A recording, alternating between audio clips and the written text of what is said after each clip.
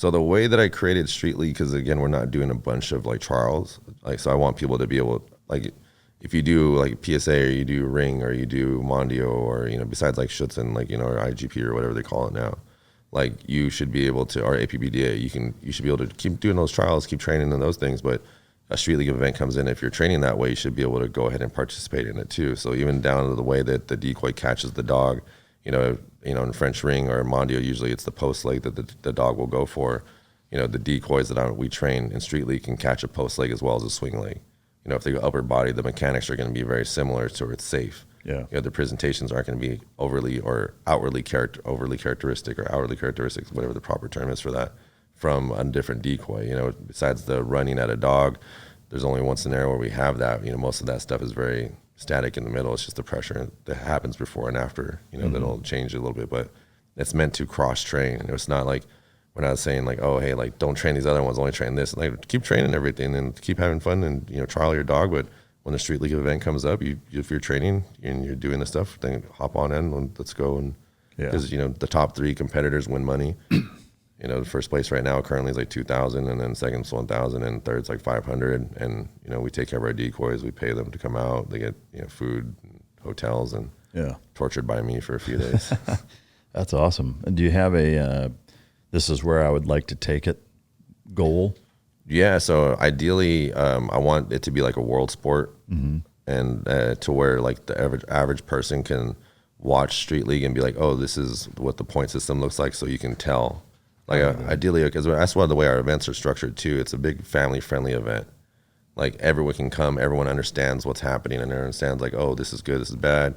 You know, we're not, you know, a bunch of pretentious people walking around or, you know, making it unfriendly. It's like everything is, you come out and have a good time. We have vendors, and ideally I'd like to be able to put that like on a screen and be like, hey, like someone can watch like a full day trial, and like, you know, freaking have a good time watching it too, or understand what's happening when it's going there too. Yeah. So the idea is to make it more events, more sporting events, actually have a full season, because I want it to be like to where a club can compete and have a grand champion as a club, right? Or an individual and a grand champion. And then also the same thing with the decoys. The decoys can start to be able to, you know, who's the MVP of the year of, you know, when the decoys aspect of things too. And kind of create it to where they can even get their own sponsorships to where, you know, they can wear a Demone suit or a Ray Allen suit on the field, and, you know, they can put their logos for that, like almost similar to like a fighter, you know? Yeah, that'd be awesome. Excuse me. I guess from a kind of a scaling standpoint, what's the process that you plan on taking to get to that point? Is it just continuing to do what you do, or is there something beyond that? Yeah, so I'm currently establishing hubs. Like, so I know the West Coast is pretty much like we're the hub here. My Primal Canine Florida, Chris Corley, those guys are essentially the hub in Florida. Jacques Bonnet, who is Allegiance Canine, he's my hub in the Mid-South. So we have essentially like, you know, the areas to where we're developing. Yeah. So I'm kind of like cultivating like these little areas to help grow, and then that way we can start to have like our almost like I don't want to say like arenas, but like spots. Like we know at John Canines in Plant City, Florida, we're there.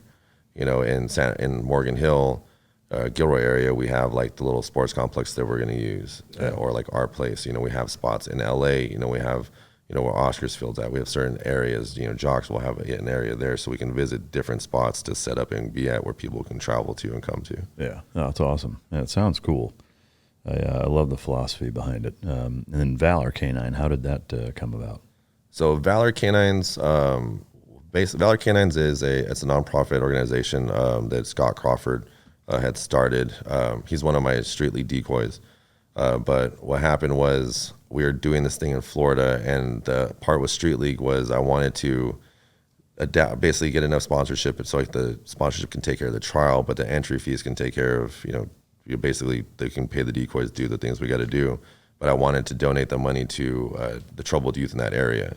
That's always been like the goal with Street League for me, was to make sure like to help the youth in that area, maybe introduce them to dogs, and similar to the way that dogs helped me and got me out of a lot of stuff and got me to the life I'm in now, do the same thing. So I brought this to the attention of one of the guys that I was working with in Florida, and you know, Billy, and he was like telling me, he's like, well, he brought the attention to me of like human trafficking.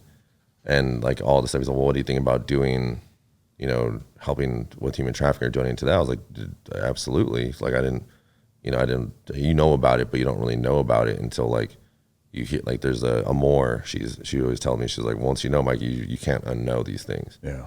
And that couldn't be more true. So, she started telling me about certain things. We started interviewing. The first thing was like, okay, we're going to do, well, I'll donate some dogs, or I'll get some dogs donated, and we'll figure out what we're going to do. So Amor and them, they set up, these interviews with some survivors, and I would like listen to, their stories, kind of hear what their needs are. And that's when I was like, okay, well now shit, like we got to make this a thing. Like we got to be able to help people. So the first set that happened was, and it was done through Primal Canine and a Miami tattoo company, and was we in Ireland working canines. Because what happened was, all right, I've interviewed a couple survivors. I wanted to be able to be like, okay, how can we do this and continue to do it? So I found the dogs, I sourced the dogs through Ireland Working Canines.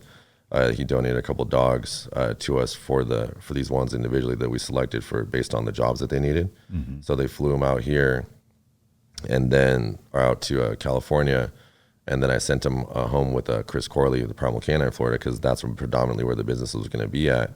So meanwhile, I'm doing this stuff with these puppies and the survivors. We're seeing how we can do more and more of this. And Scott Crawford, he wanted to do something with Valor Canines where he helped rehabilitate veterans. He's a veteran himself, was rehabilitate veterans through dogs and teaching them how to train dogs and do those things too. And then he was aware of the human trafficking aspect of things that we were doing, and he wanted to get involved and help as well. So he met Kim, who's one of our survivor advocates, and survivor herself is getting one of our dogs.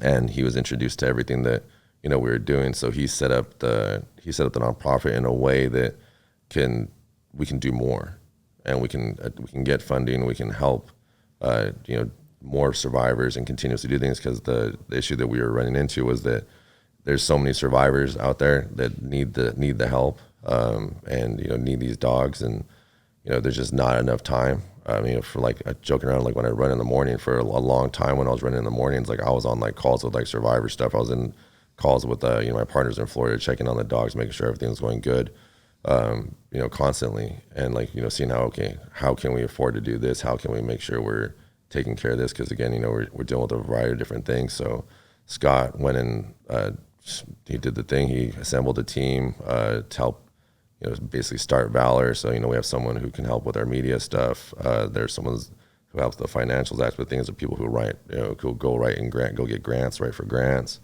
So we got I'm essentially the director of training there. So that's how Valor came about.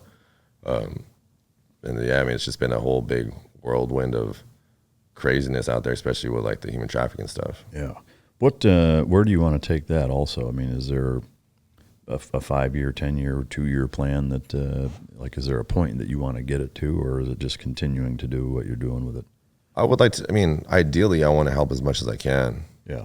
There's the goal of Valor is very, at least for me, I can't speak for the whole team. I know for me, is I want to be able to help everybody I possibly can. Mm-hmm. Once you hear some of the stories, once you hear how people, human beings are treated, and just how this human trafficking, it's a massive problem. It's the second biggest crime in the world outside of drugs, and the only reason why it's outside of drugs is not more.